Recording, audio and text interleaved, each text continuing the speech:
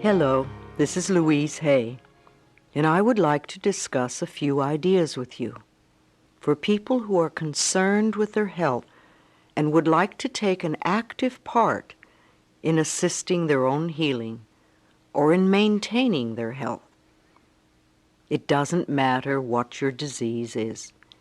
If you choose to work with these ideas, your health is sure to improve.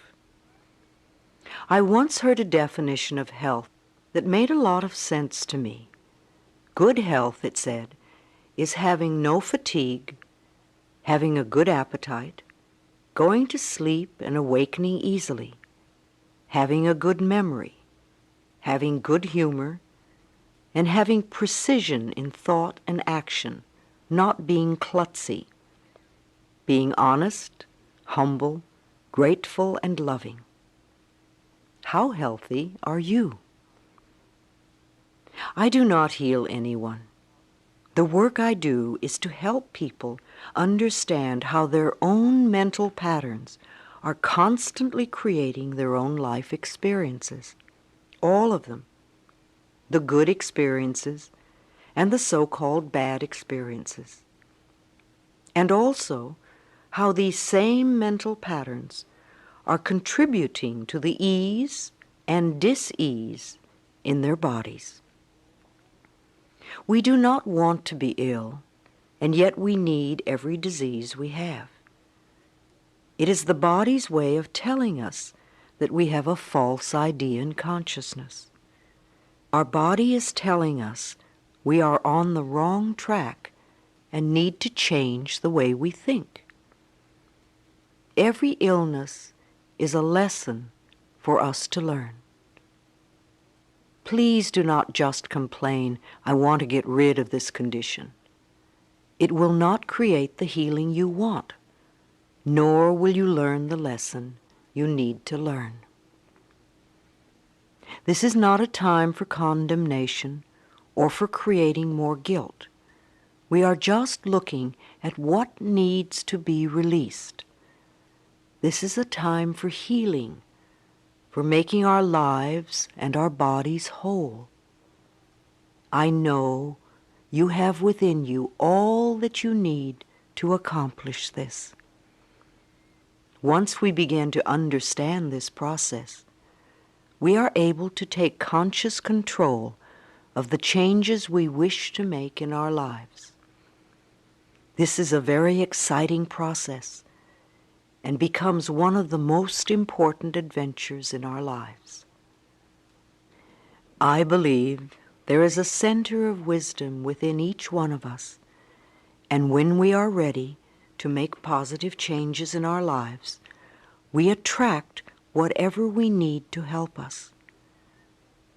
Something inside of you has shifted, and the healing process has already begun. You might even say that to yourself now. I have already begun the healing process. The body, like everything else in life, is a mirror of our inner thoughts and beliefs. The body is always talking to us if we will only take the time to listen. Every cell responds to every single thought you think and every word you speak. Continuous modes of thinking and speaking produce body behaviors and postures and eases or dis-eases. The person who has a permanently scowling face did not produce that by having joyous, loving thoughts. Older people's faces and bodies show so clearly a lifetime of inner dialogue. How will you look when you are elderly? You see, it is my belief that it is our birthright to be totally healthy and totally fulfilled in every area of our lives. I want to help you claim this birthright now. Some of the things I will suggest to you may sound very simplistic. However, these ideas have been tried many times with great success. They really do work. Please use these suggestions in addition to the work you may be doing with a doctor or other health professional. It will be helpful to both of you.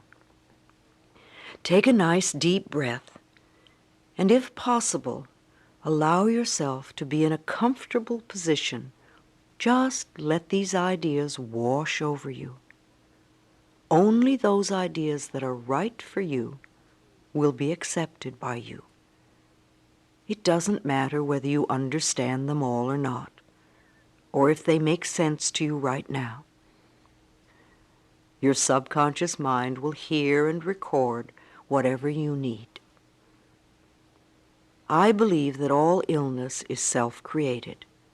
Not that we say, I want to have this illness, but we create a mental atmosphere where this dis-ease can grow and flourish. Our internal mental dialogue reacts in every cell in the body.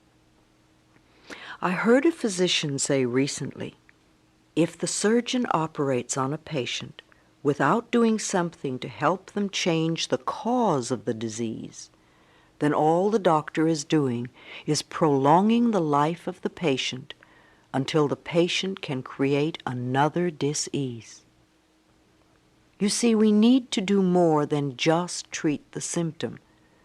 We need to eliminate the cause of the dis-ease.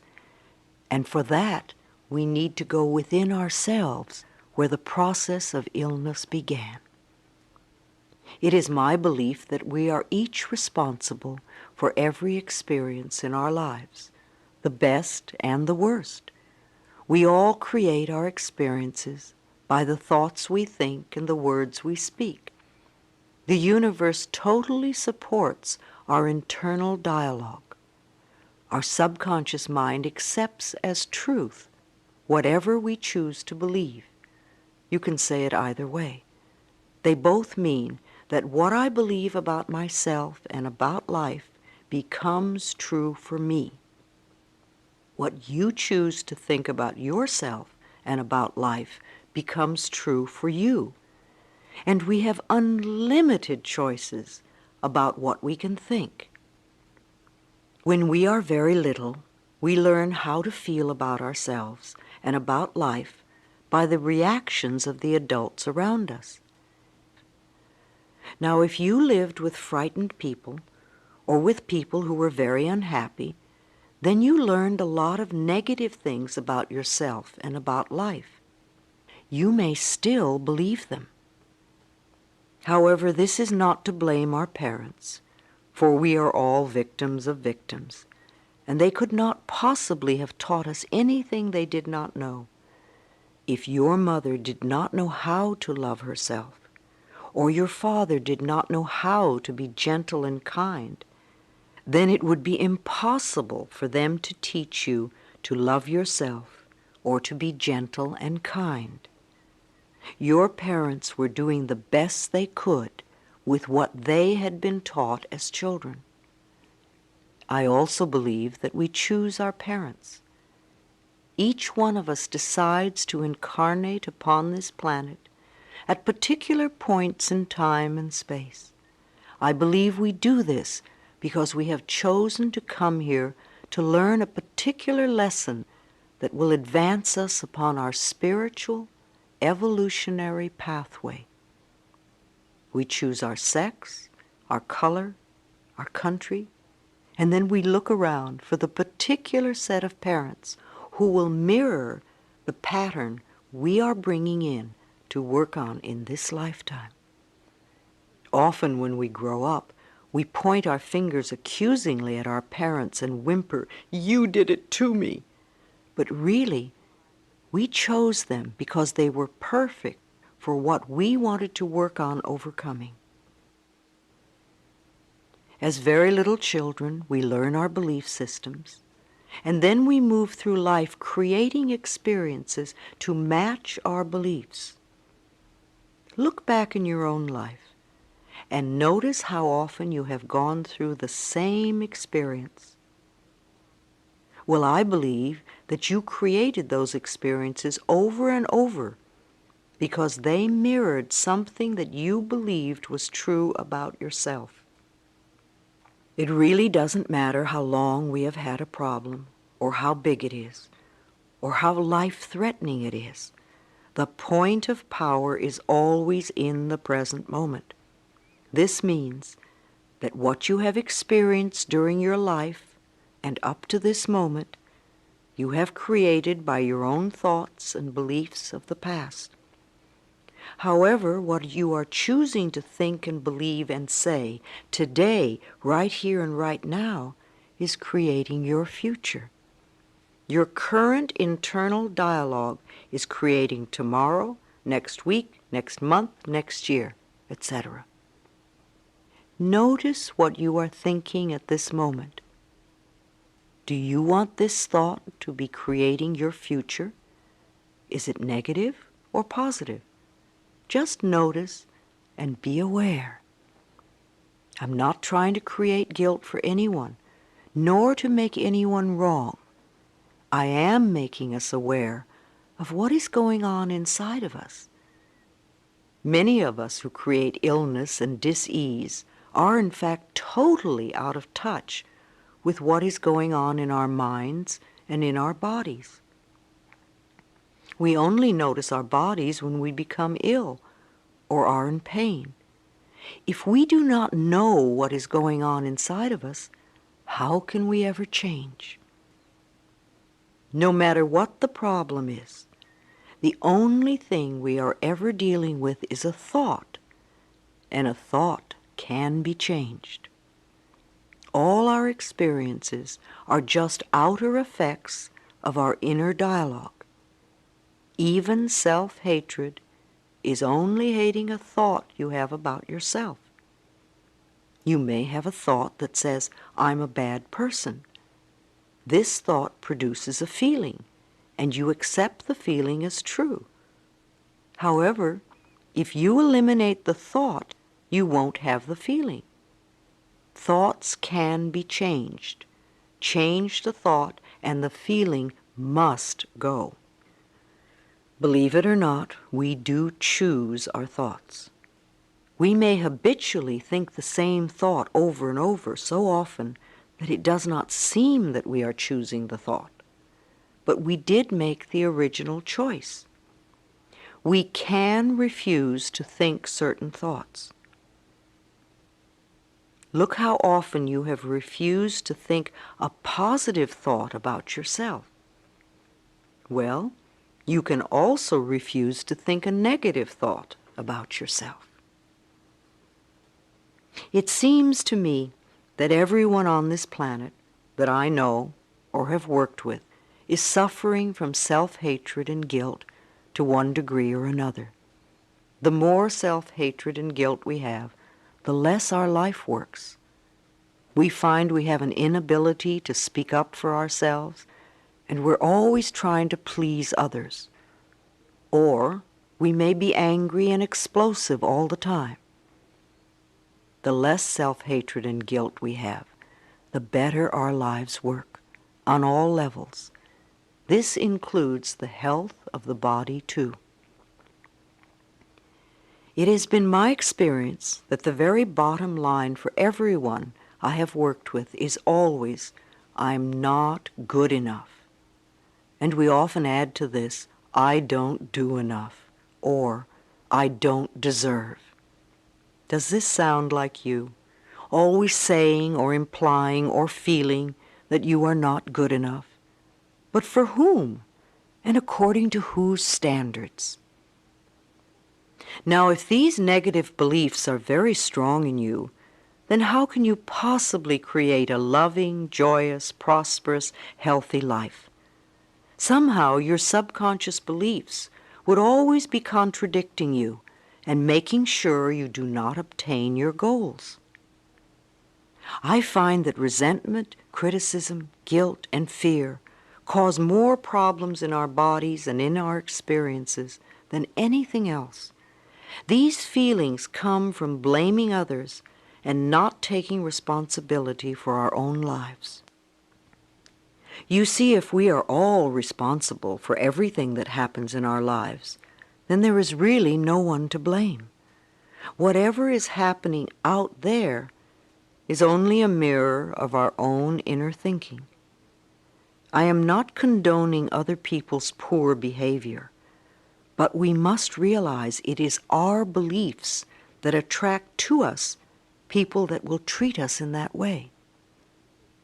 If you find yourself saying, everyone always does such and such to me, criticizes me, ignores me, takes advantage of me, or abuses me, then this is your pattern. There is some thought in you that attracts this behavior. On some internal level, you believe you deserve to be treated this way. Or you treat other people this way, and it is just coming back to you. Whatever we give out, mental, physical, or verbal, will always come back to us. When we no longer think or behave in this way, the other people will change their behavior, or they will go and do that to someone else who believes they deserve it. You will no longer be attracting the experiences you say you do not want. Whether we want to change a life experience or a physical problem, the place to begin is to say so. Literally say, I am willing to release the pattern within me that is creating this experience or this condition. You can say this to yourself over and over every time you think of your illness. Say this with me now. I am willing to release the pattern in me that has created this condition. The minute you say this affirmation, you are stepping out of the victim role. You are no longer helpless. You are acknowledging your own power. You are saying, I may not quite understand it, but somehow I'm beginning to understand that I contributed to creating this problem, and now I take my own power back, and I am releasing it and letting it go. What a powerful statement to have your subconscious mind supporting. As I have said, resentment of others, criticism of ourselves, guilt over the past, and fear of the future are the most damaging mental thought patterns we can have. This kind of internal dialogue creates and maintains dis-ease in the body. These thoughts can destroy the body. Fear can contribute to baldness, ulcers, colon problems, and even painful feet, among other things. Criticism as a permanent habit can often lead to arthritis in the body. Resentment long held eats away at the body and becomes the dis-ease we call cancer. Guilt always looks for punishment and creates pain. Fear comes from not trusting the process of life to be there for us. You know, the most precious thing in our life is our breath. If you did not take another breath, you would not last 3 minutes. Yet you have such faith that your next breath will be there that you don't even think about it when you exhale. Now, if the power that created us has given us enough breath to last for as long as we shall live, can we not begin to trust that the rest will also be provided for us? The next time you are frightened, think about the abundance of air and say, I trust the process of life to take care of me. Whenever someone is in pain, I know they have created a lot of guilt for themselves. Chronic pain comes from unrelenting guilt, often so buried that we're not even consciously aware of it anymore. This guilt must be dissolved before the pain can be eliminated. Guilt is a totally useless emotion. It never makes anyone feel better, nor does it change a situation. Your sentence is now over. Let yourself out of prison. Anger combined with guilt often contributes to accidents. The degree of physical damage lets us know how severely we felt we needed to be punished and how long the sentence. Where this pain occurs in the body gives us a clue to which area of life we feel guilty about. Critical people often attract a lot of criticism because it is their pattern to criticize. They are often cursed with perfectionism, the need to be perfect at all times in every situation.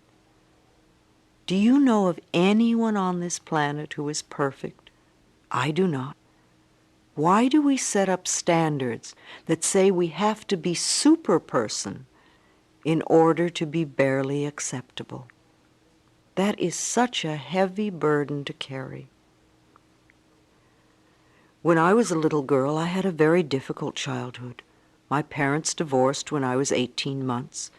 I was raped when I was 5. I became a battered child and grew up in the Depression. My mother was very much a victim, and my stepfather constantly expressed his own brutalized childhood.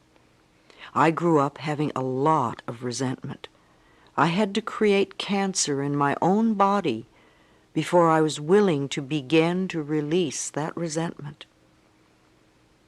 I am certainly not condoning the behavior of any of the people who mistreated me.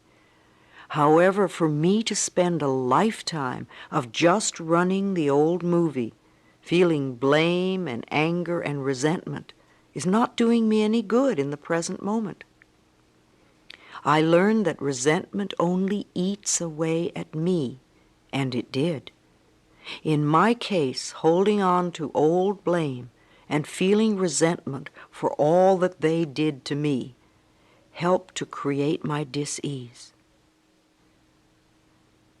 Releasing and forgiving and letting go helped me to heal myself. The past is over and done. We cannot change that now. We can change our attitude toward the past and our thoughts about the past. How foolish it is for us to punish ourselves in the present moment because someone else hurt us in the long ago past. It's not worth it. I often say to people who have deep resentment patterns, please begin to dissolve the resentment now when it is relatively easy. Don't wait till you're under the threat of a surgeon's knife and you have to cope with panic too. It is vital that we release foolish, outmoded, or negative ideas and beliefs that do not support us and nourish us. Our concepts of ourselves and of life and of God must support us, not negate us. No matter what our disease, if we choose to believe that we are helpless victims and that it is all hopeless, then the universe will support us in that belief and we'll just go down the drain. When people come to me with a problem, I don't care what it is, poor health, lack of money, unfulfilling relationships, or stifled creativity, there is only one thing I ever work on, and that is loving the self. I have found that when we really love and accept and approve of ourselves exactly as we are, then everything in life flows. It's like little miracles are everywhere. Our health improves, we attract more money, we have better relationships, we begin to express ourselves in creatively fulfilling ways. I often ask people to look in the mirror and say, I love and accept myself exactly as I am. When they can't do it, or won't do it, or find it painful or silly, then I know they are killing themselves with their own critical thoughts. Do this exercise in a mirror. See what comes up in your mind. Notice how you feel. This may be the center of your problem. Resenting, criticizing, or fearing others, and not being willing to love and accept yourself. When we won't love ourselves, it just means that we are still believing the old limitations that someone taught us many years ago. Usually that person was someone who did not know how to make their own life work. But remember, your limiting beliefs are only thoughts, and thoughts can be changed. Let's change them now. The only thing you ever have control over is your current thought. Loving ourselves, to me, begins with never, ever, ever criticizing ourselves for anything. Criticism only locks us into the very pattern we are trying to change.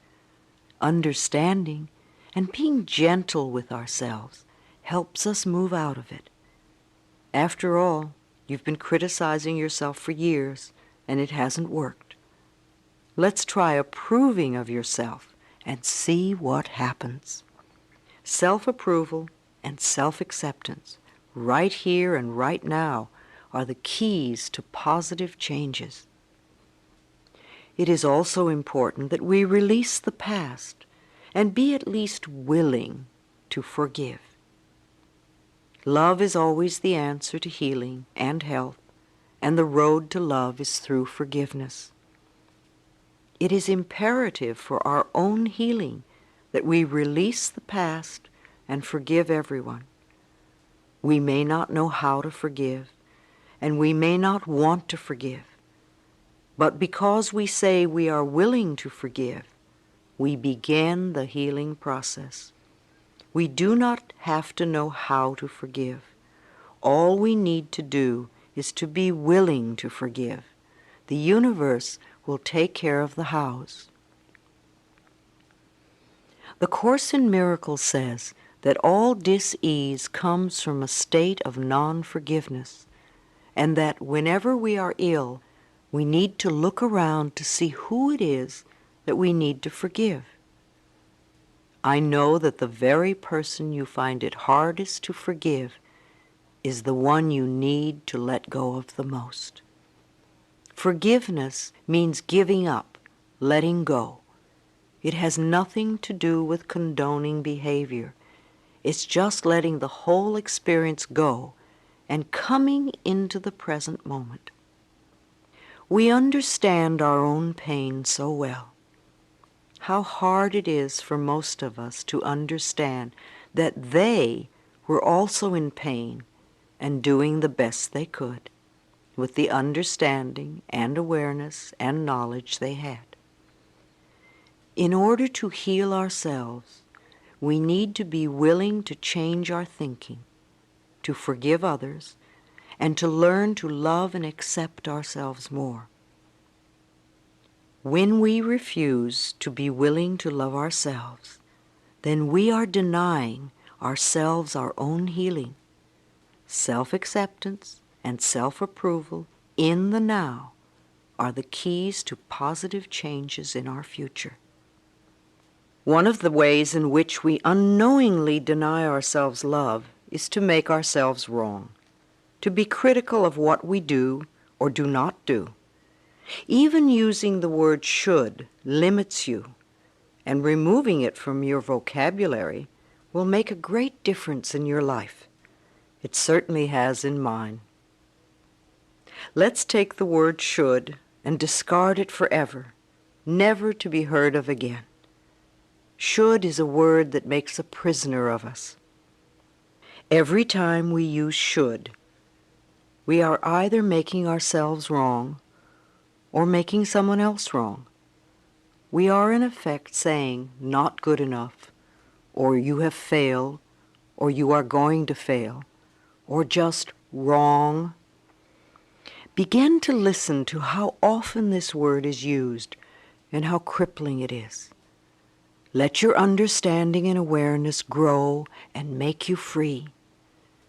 Replace the word should with the word could. Could lets you know that you have choice, and choice is freedom.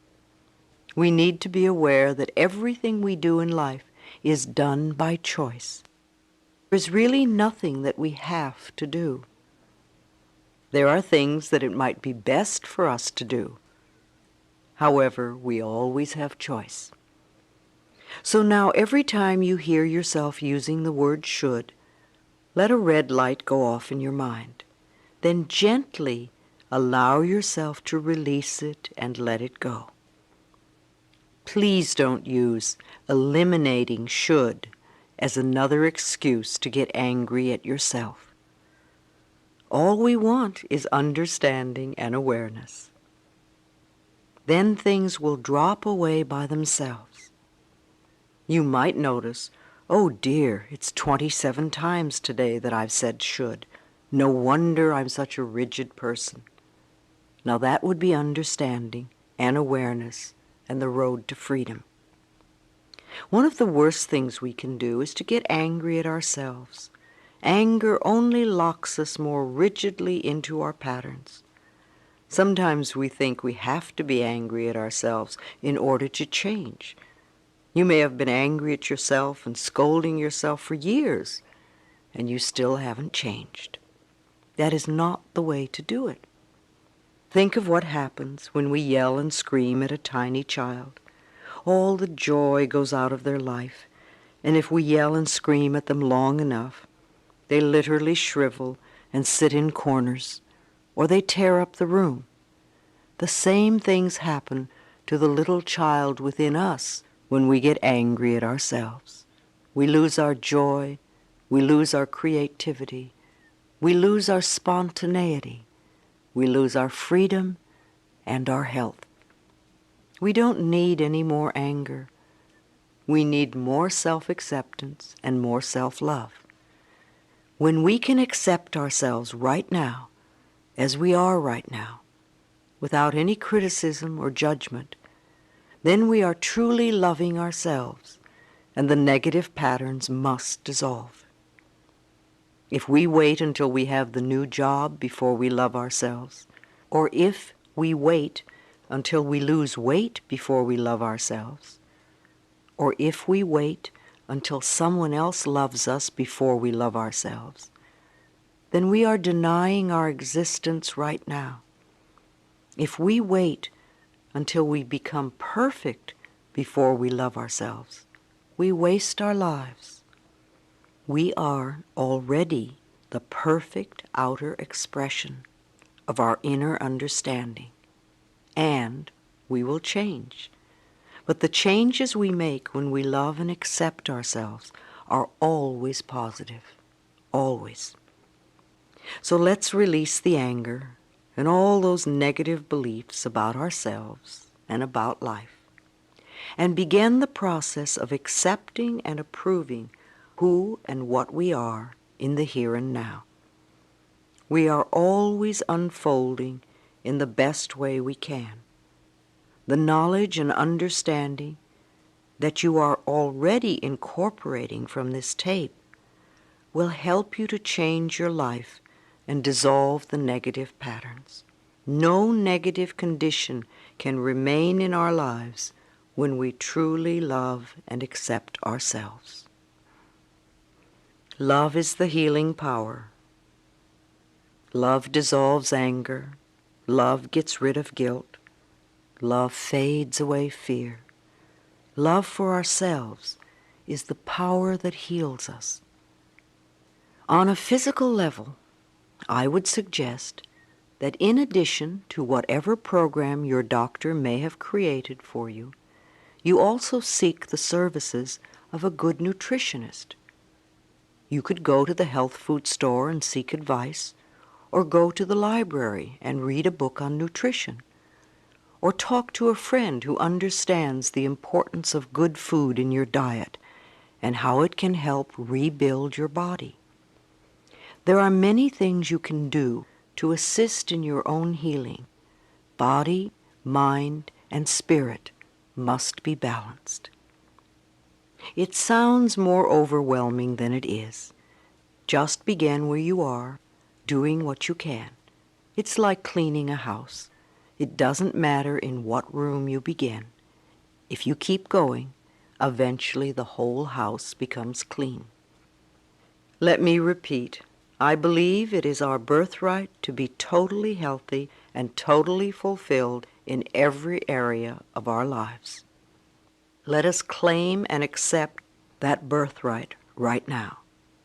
We are going to experience a deep relaxation with a guided meditation to help you create new thought patterns that you can use to dissolve disease in your body and to build perfect, vibrant health. Express the growing love you have for yourself by lovingly taking care of the miracle you call your body.